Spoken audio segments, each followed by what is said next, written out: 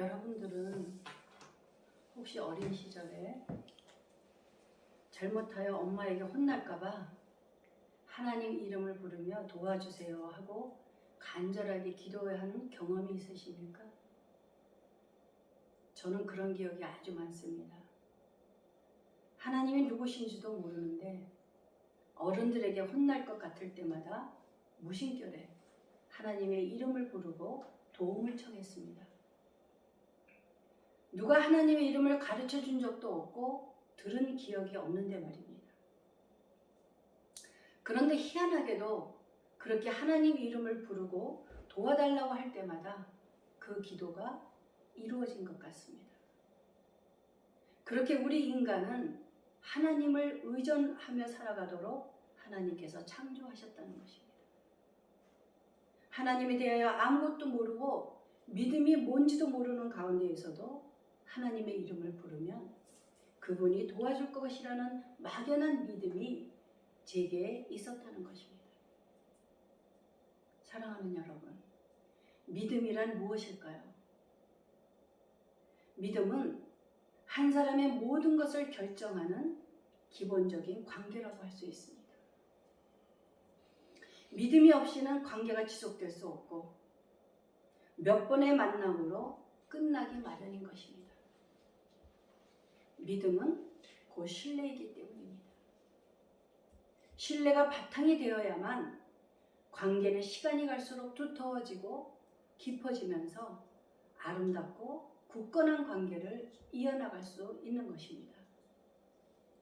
오늘 시편 16편 말씀은 다윗의 금언시로서 다윗과 하나님과의 관계를 노래하고 있습니다. 이처럼 하나님에 대한 굳건한 믿음의 신앙 고백이 마침내 부활 신앙까지 발전해 간다는 것입니다. 그러한 것을 생각할 때 오늘 시편 말씀은 믿음이란 단지 뜨거운 감정이나 고난 중에 일어나는 순간적인 충동이 아니라고 교훈하고 있는 것입니다. 1절에서 하나님이여 나를 지켜주소서 내가 죽게 피하나이다. 이러한 이 구절은 자기의 삶을 하나님의 보호에 의탁한다는 표현입니다. 우리가 누구에게 속한 자라는 것을 인식할 수 있는 것은 오직 믿음이 있어야 한다는 것입니다. 그러한 믿음이 없이는 우리의 삶을 하나님께 의탁할 수 없을 것입니다. 오늘 시편 기도자가 주는 나의 주님이시라고 하는 이 말을 바꾸어서 표현하면 나는 주의 종이라고 말할 수 있는 것입니다. 이 시편 기자는 여호와의 종으로서 오직 주께 그 삶을 의존하고 있는 것입니다. 여호와께 속하였으므로 당연히 자신의 필요가 채워질 것을 확신하고 있다는 것입니다. 이것이 믿음입니다. 여러분은 여러분들의 삶을 주님께 전적으로 맡기셨습니까? 특별한 경우도 있지만 이런 확신에 찬 믿음이 우리 속에 자리 잡기까지는 많은 시간이 필요합니다. 교회를 다니면서 오랫동안 신앙생활을 했다는 사람도 주님을 인격적으로 만나기 전까지는 웬만해서 달라지지 않습니다. 그렇게 열심히 교회 생활을 하는 사람일지라도 여전히 세상 사람과 다른 것이 없다는 것입니다. 그래서 대부분의 사람들이 고난과 아픔과 슬픔을 겪음으로 인하여만 비로소 믿음을 얻을 수 있게 된다는 것은 참으로 안타까운 것입니다. 처음부터 하나님을 신뢰하고 흔들리지 않는 견고한 믿음이 우리 속에 있다면 얼마나 좋겠습니까? 그러나 우리 속에 믿음의 뿌리가 깊게 내리기까지는 많은 시행착오를 할 수밖에 없는 것입니다. 시행착오라는 것은 처음부터 바른 길을 가야 함에도 불구하고 확실한 방법을 몰라서 실수를 계속 반복하는 것입니다. 우리가 나아갈 방향이나 진로를 위해서 신뢰할 수 있거나 경험이 많은 사람에게 조언을 구한다면 아마도 시행착오를 그나마 적게 할 수 있을 것입니다. 사랑하는 여러분, 우리에게는 전능하신 하나님이 계십니다. 하나님께서는 우리가 예수 그리스도를 믿음으로 하나님의 자녀가 되는 권세를 주셨습니다. 그분이 우리의 앞길을 인도하십니다. 다윗은 하나님께 이렇게 고백합니다. 하나님은 나의 피난처가 되시며 나의 분깃이시며 나의 상담자라고 묘사하고 있습니다. 그러한 믿음으로 하나님 앞에 진실하게 간절하게 기도하는 것입니다. 여러분도 하나님 앞에 믿음으로 간절하게 절실하게 기도해 보십시오. 하나님께서는 반드시 그 기도를 들어주실 것입니다. 저의 경우는 이제 나이가 많이 들다 보니 인생과 사람에 관하여 많은 깨달음이 오는 것이 사실입니다. 제가 늙어보니 예전에 어르신네들이 말이 적어지는 이유를 이제야 이해하게 되었습니다. 젊은 사람들에게 아무리 좋은 이야기를 한들 알아듣지 못하는 것은 살아보지 않았고 겪어보지 않았으니 당연한 것입니다. 그러나 살아보지는 않았지만 살면서 경험이 많은 선배들에게 귀를 기울여서 삶 속에 적용시키는 사람은 참으로 지혜로운 사람입니다. 나이 든 사람들에게는 삶의 경륜으로 인하여 보지 못했던 것들이 보이고 사람의 속과 겉이 어느 정도 보이게 되니 지혜를 얻을 수 있기 때문입니다. 그런데 나이가 많이 들었어도 여전히 헛된 것에 마음을 빼앗기며 사는 사람이 얼마나 많은지 모릅니다. 가수 서유석 씨가 아주 재미있는 노래를 불렀습니다. 너는 늙어봤냐? 나는 젊어봤단다. 이 세상에 태어나서 아비 되고 할배 되는 아름다운 시절들, 너무나 소중했던 시간들, 먼저 가신 아버님과 스승님의 말씀이 새롭게 들린다. 너 늙어봤냐? 나는 젊어봤단다. 이 말은 나이를 많이 먹은 것이 결코 나쁘지만은 아니라는 느낌을 주고 있습니다. 저에겐 그렇습니다. 다른 의미를 찾아본다면 많이 살아본 사람들의 조언을 단지 잔소리로만 듣지 말고 귀담아 들으라고 하는 것입니다. 사랑하는 여러분, 인간은 어쩔 수 없이 내가 주는 만큼, 베푼 만큼 상대에게 보상을 바라게 되고 칭찬과 기대를 하는 것이 인간의 사랑입니다. 그러한 까닭에 예수님께서 산상수훈에서 말씀하셨습니다. 너는 구제할 때에 오른손이 하는 것을 왼손이 모르게 하여 내 구제함을 은밀하게 하라. 은밀한 중에 보시는 너희의 아버지께서 갚으시리라. 이러한 예수님의 말씀은 선행의 목적이 칭찬을 받기 위해서가 아니라 하나님을 기쁘시게 하는 데 있다는 말입니다. 남에게 좋은 평판을 얻기 위해서 하는 친절한 행위를 하는 자칭 정의로운 사람을 예수님께서는 비판하셨습니다. 기독교 사상가의 C.S. 루이스는 헬러 전통을 따라 인간의 사랑을 4가지 범주로 나누고 있습니다. 첫 번째로 스토르게, 가족 간의 애정입니다. 둘째는 필리아, 친구 사이와의 애정입니다. 셋째는 에로스, 사랑에 빠진 사람들 사이의 낭만적인 사랑을 말합니다. 네 번째, 아가페, 하나님과 이웃을 향한 사랑입니다. 이 4가지 사랑이 적절한 상황에서는 모두가 선하지만 그 중에 아가페가 최고인 이유는 그것이 우리를 향한 하나님의 사랑이며 모든 상황에서 선하기 때문입니다. 아가페는 받는 것이 아니라 모두 주는 것입니다. 오직 조건 없이 일방적으로 사랑하는 것입니다. 돈을 주는 것은 자비를 보여주는 단지 한 가지 방법일 뿐이지만 시간과 노고를 주는 것이 그보다 훨씬 좋은 일이며 그것이 더 힘들다는 것입니다. C.S. 루이스는 아가페가 우리가 자신에 대해 자연히 갖고 있고 다른 사람에 대해서도 마땅히 가져야 하는 의지의 상태임을 계속 강조합니다. 아가페가 1차적으로는 의지의 바탕을 두고 있긴 하지만 아가페 사랑을 행하면 종종 부정적인 감정이 긍정적인 감정으로 바뀌는 식으로 우리의 감정에 영향을 끼친다고 하는 것입니다.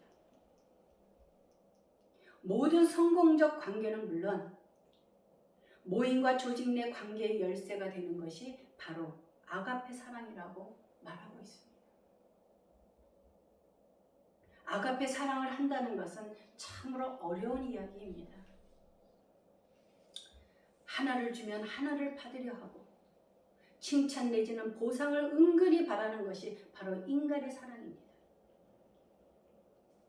그러한 우리들의 본성을 아시고 주님께서는 극히 작은 자들을 위하여 먹을 것과 마실 것을 주고 나그네를 따뜻하게 대하는 것은 곧 주님을 영접하는 일이라고 말씀하셨습니다. 여기서 말하는 작은 자는 은혜를 갚을 능력이 없는 사람입니다. 그들에게 베풀어 보아야 돌려받을 수 없고 보상도 바랄 수 없습니다.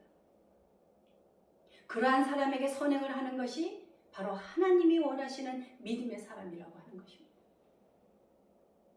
우리 속에 그러한 믿음이 깊어질 때 자연히 인간적인 사랑은 사라지고 아가페적인 사랑을 할 수 있게 되어집니다. 아가페 사랑은 조건이 없습니다. 보상이나 칭찬이나 기대감을 갖지 않는다는 것입니다.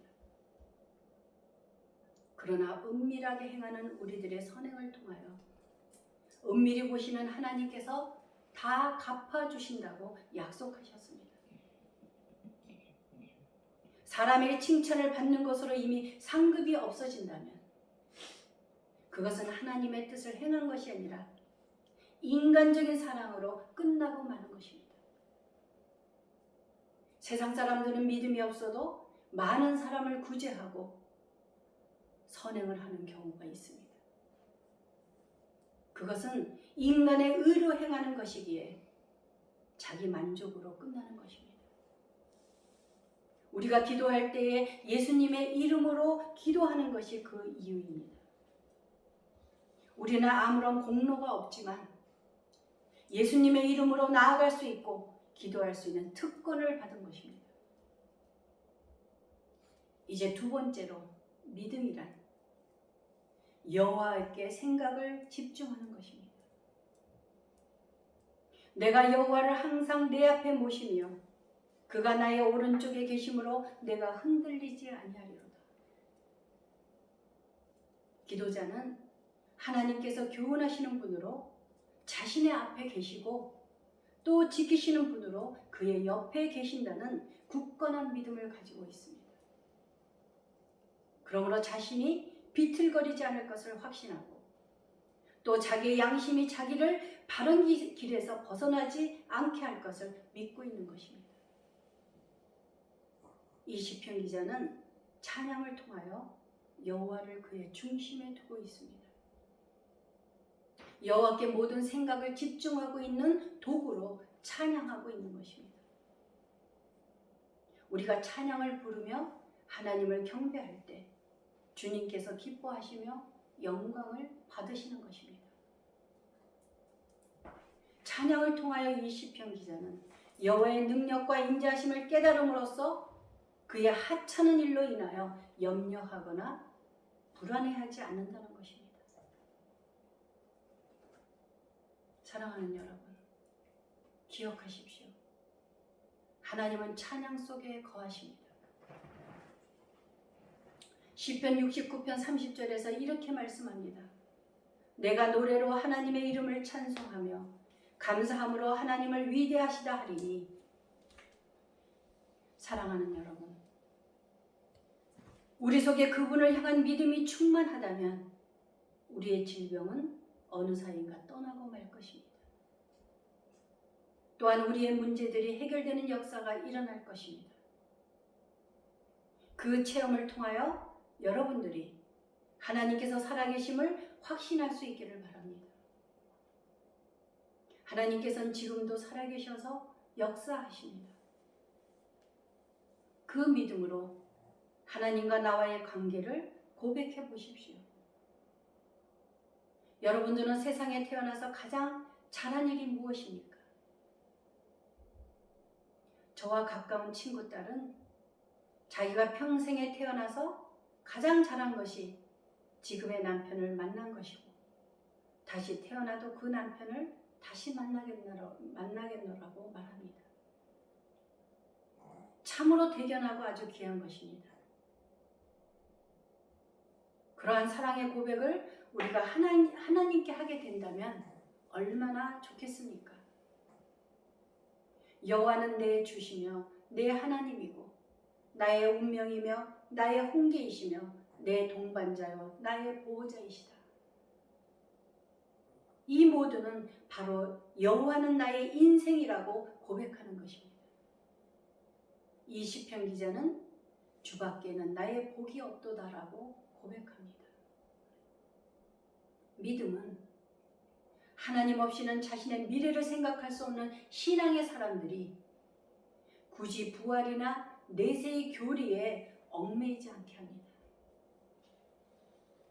믿음은 여호와께서 우리를 지키시리라는 확신을 가지고 기도하게 합니다. 미국의 16대 대통령 아브라함 링컨이 대통령 취임식에서 이렇게 연설을 하였습니다. 우리가 당하고 있는 여러 가지 난관을 극복해 나가려면 지혜와 애국심 그리고 기독교 정신 등이 절대 필요하거니와 무엇보다도 이 나라를 끝까지 버리지 않고 지켜주실 하나님을 굳게 믿는 믿음입니다. 어떻습니까, 여러분? 나라와 민족을 하나님께 맡기는 절대적인 믿음입니다. 이제 하나님에 대한 굳건한 신앙 고백이 마침내 부활신앙으로 발전하는 9절부터 11절까지 읽어볼 수 있습니다. 다른 번역 성경으로 제가 읽어드리겠습니다. 내 마음은 행복하고 나의 삶은 안팎으로 확고합니다. 주께서 내 지옥행 승차권을 취소해 주셨으니 이제 나 그리로 갈 일이 없습니다. 주님은 나의 발을 생명길에 두셨고 그 길은 온통 주님 얼굴빛으로 환히 빛납니다. 주께서 내 손을 잡으신 그날 이후로 나 바른 길에 서 있습니다.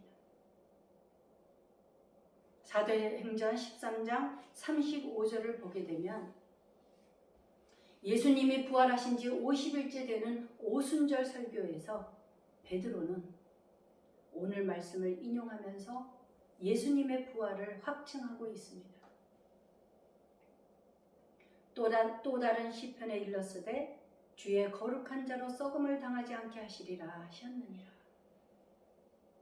거룩한 자라는 것은 하나님과 맺은 언약을 성실히 지키는 사람입니다.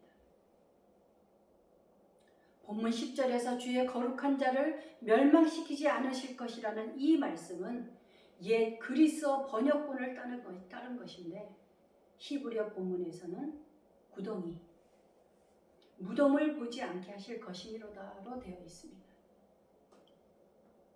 그런가 하면 사도행전 2장 27절에도 이렇게 인용하고 있습니다. 이는 내 영혼을 음부에 버리지 아니하시며 주의 거룩한 자로 썩음을 당하지 않게 하실 것이니로다. 사도행전 두 군데에서 오늘 말씀을 인용하면서 무덤에서 부활하신 예수 그리스도와 관련시키고 있는 것입니다.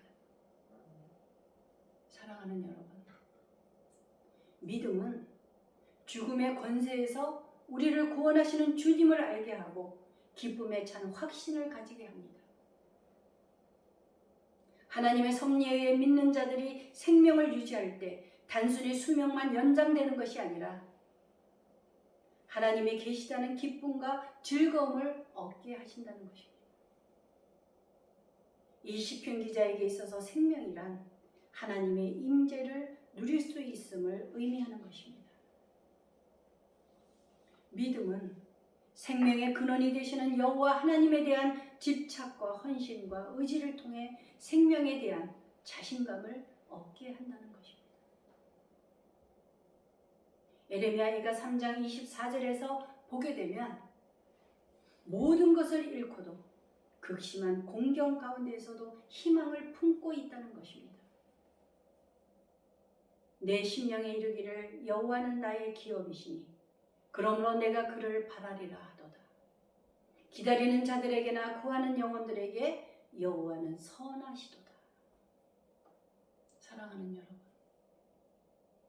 기분이 좋을 때는 하나님을 찬양하고 감사하고, 기분이 좋지 않을 때는 자기 감정대로 이리저리 요동하는 믿음을 가지고 있지는 않습니까? 믿음의 자세는 언제나 한결같이 이러한 고백을 할 수 있어야 한다는 것입니다. 주께서 생명의 길을 내게 보이시리니 주의 앞에는 충만한 기쁨이 있고 주의 오른쪽에는 영원한 즐거움이 있나이다.